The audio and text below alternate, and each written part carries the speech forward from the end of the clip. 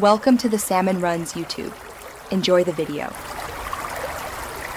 You'll start by verifying Chrome and gathering proxy details so you don't interrupt the flow.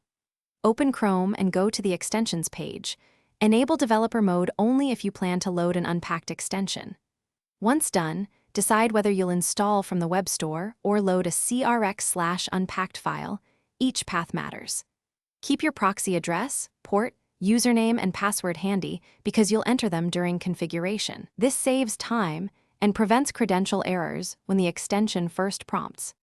Now install and configure the extension step by step. You'll search the Chrome Web Store, pick a reputable proxy extension, and click Add to Chrome. Accept permissions because they allow proxy routing.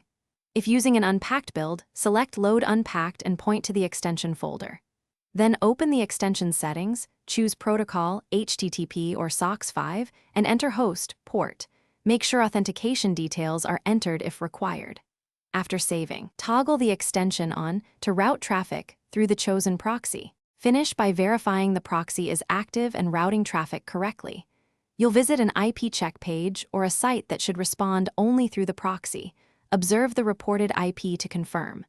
If it fails, make sure credentials and protocol match the proxy server and confirm the extension has necessary permissions.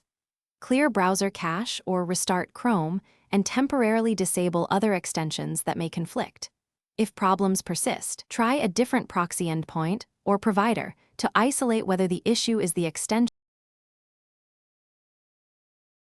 Thanks for watching. Consider subscribing if we helped you.